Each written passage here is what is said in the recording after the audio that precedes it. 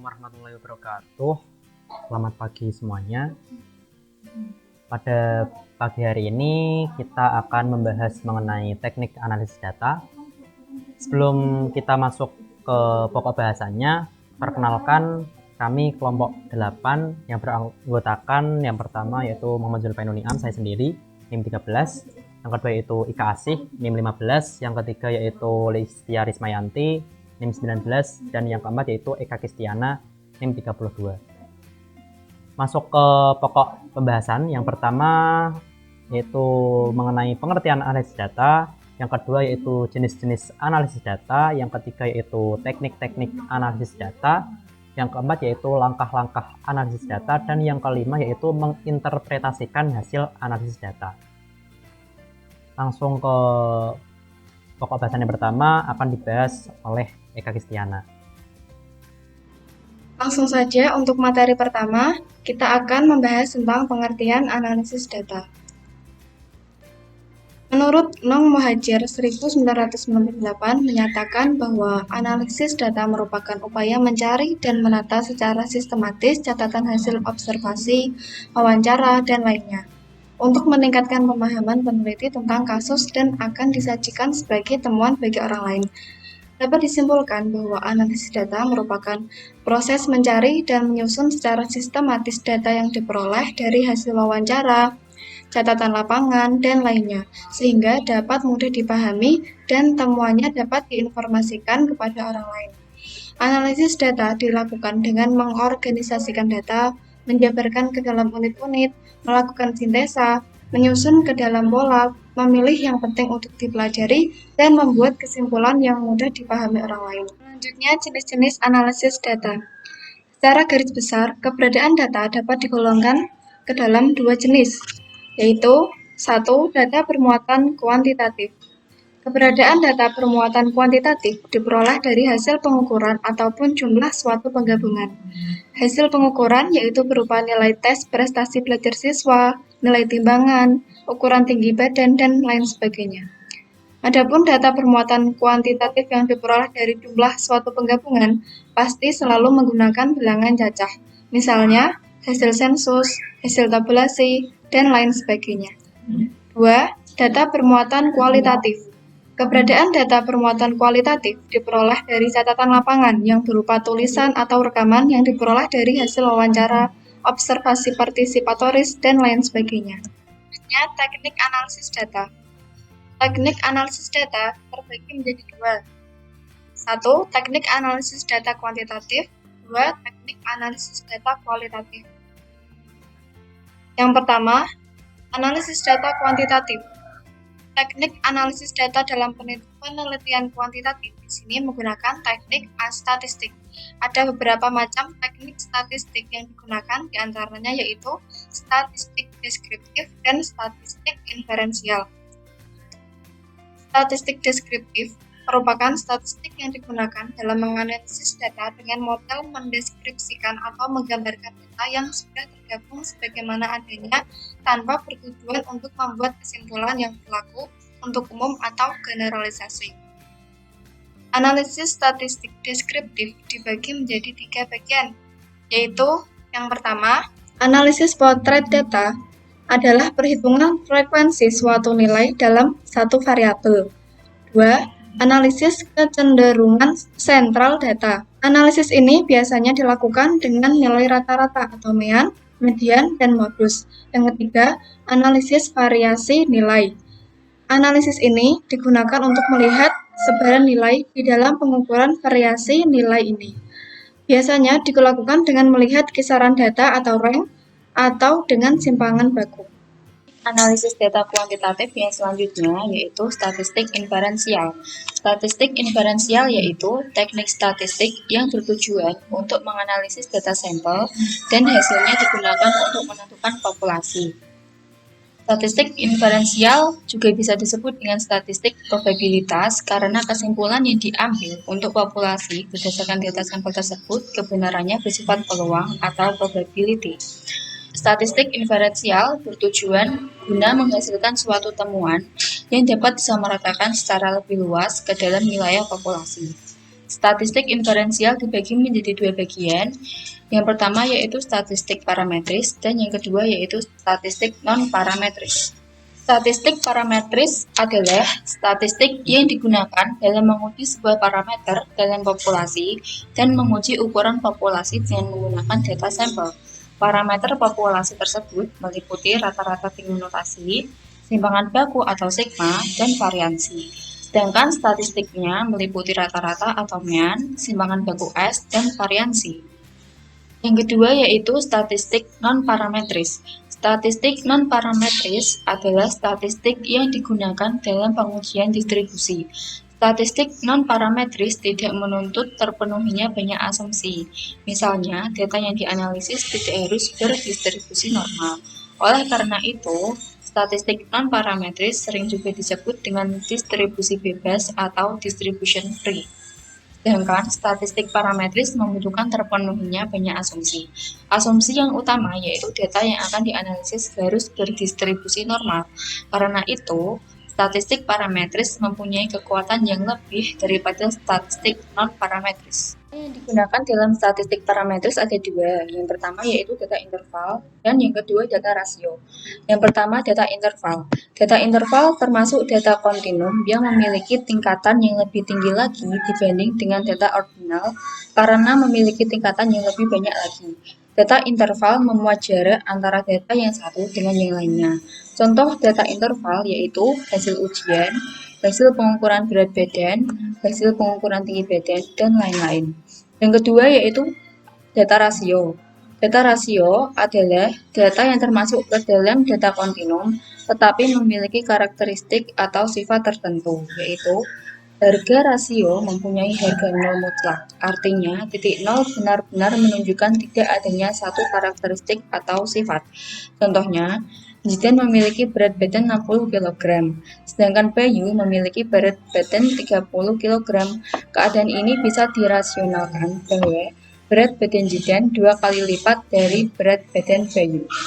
Yang digunakan dalam statistik non-parametris yaitu data nominal dan data ordinal. Yang pertama yaitu data nominal. Data nominal sering juga disebut dengan data diskrit, kategorik, atau dikotomi. Disebut data diskrit karena data ini mempunyai sifat yang terpisah antara satu dengan yang lain.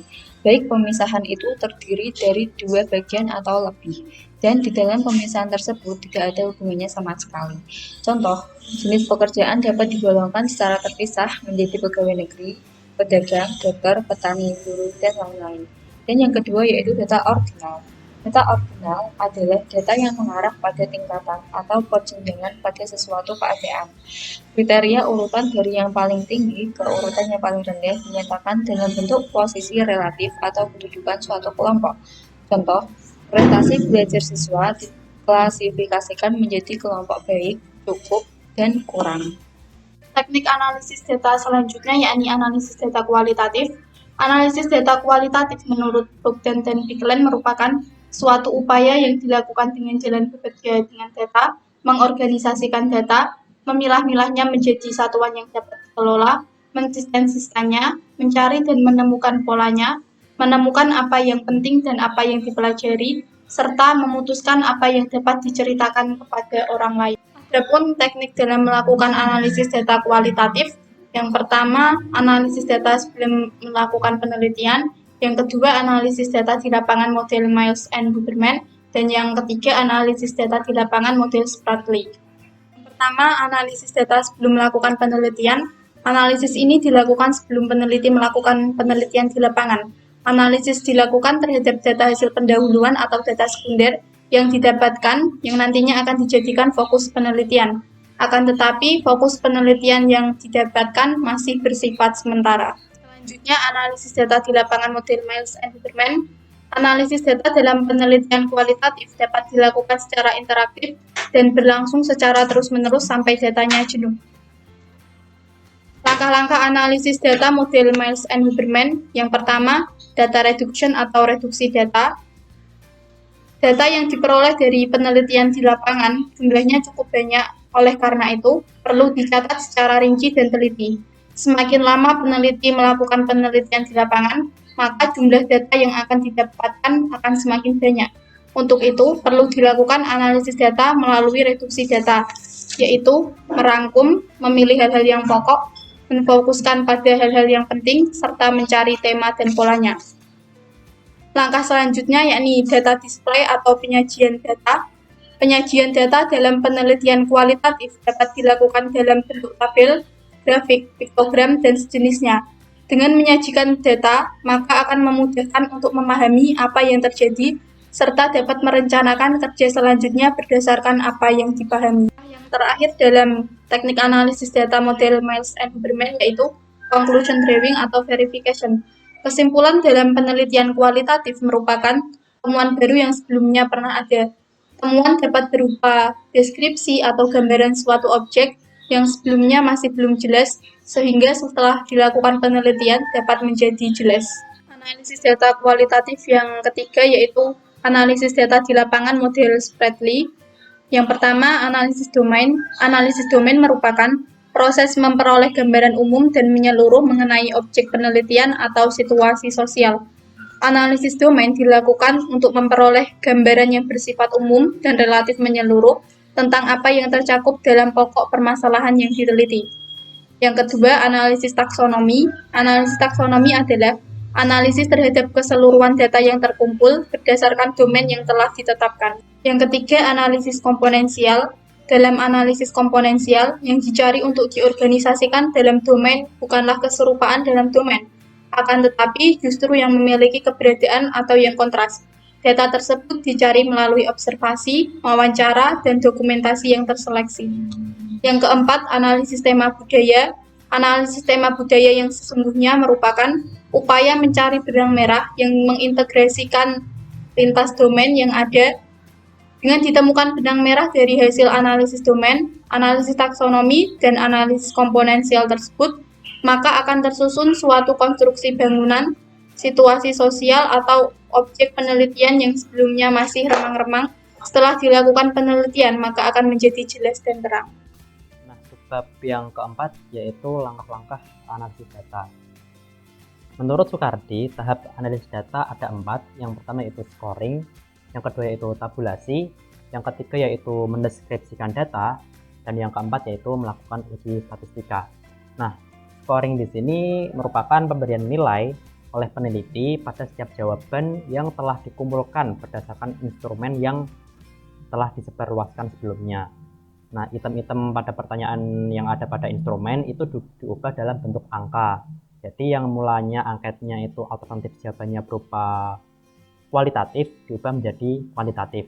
Semisal ada alternatif jawaban pada angket, misal kata selalu kita ubah menjadi angka 3, kemudian kata belum tentu kita ubah menjadi angka 2, dan kata tidak kita ubah menjadi angka 1. Kemudian yang kedua yaitu tabulasi. Pada tahap ini hasil dari tahap scoring tadi kita kirim ke dalam bentuk yang lebih mudah untuk dilihat dan lebih ringkas. Pencatatan skor yang sistematis ini memudahkan dalam mengamati perolehan datanya. Nah, misal analisis datanya tentang perbandingan dua kelompok, maka data penempatan datanya di kolom yang berbeda. Kemudian yang ketiga yaitu mendeskripsikan data. Nah, mendeskripsikan data di sini merupakan perolehan penggambaran data yang ada untuk mendapatkan hasil nyata dari responden, sehingga peneliti atau seseorang yang tertarik dengan hasil penelitiannya dapat lebih memahaminya. Kemudian yang keempat yaitu melakukan uji statistika. Uji statistika merupakan cara mengolah suatu data yang didapatkan dengan menggunakan aturan atau rumus yang berlaku sesuai dengan desain atau pendekatan penelitian yang diambil. Kemudian lanjut ke subbab yang kelima yaitu menginterpretasikan hasil analisis data. Nah, interpretasi atau penafsiran di sini merupakan pengembangan suatu ide berdasarkan hasil dari temuan dan dihubungkan dengan teori yang pernah ada, atau dengan konsep-konsep yang lebih luas dan mendalam. Penafsiran dapat dilakukan dan hanya dapat dibuat jika suatu hal tersebut sudah tersedia, lengkap, dan jelas. Penafsiran juga di sini dapat diartikan sebagai pencarian atau penemuan hal-hal baru, unik, atau significance. Nah, penafsiran mempunyai beberapa tujuan atau jenis, yaitu yang pertama yaitu penafsiran bertujuan untuk memperkuat sebuah teori, gagasan, konsep, hasil dari penemuan pada penelitian sebelumnya. Yang kedua yaitu penafsiran bertujuan untuk memberikan penjelasan lebih lanjut pada sebuah teori, gagasan, konsep, pandangan atau hasil dari penemuan pada penelitian sebelumnya yang belum jelas.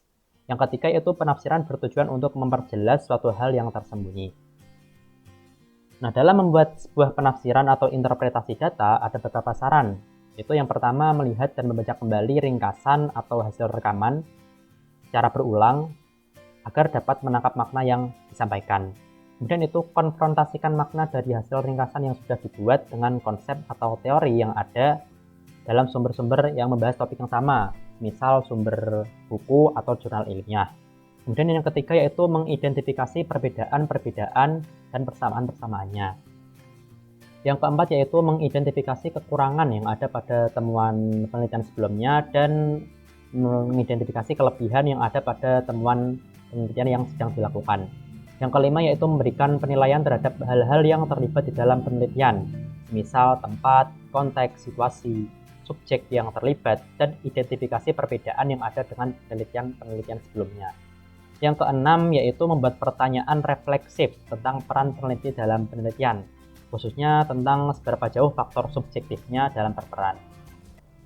Nah, demikian mengenai teknik analisis data. Bila ada tutur kata yang kurang berkenan, mohon maaf yang sebesar-besarnya. Terima kasih. Wassalamualaikum warahmatullahi wabarakatuh.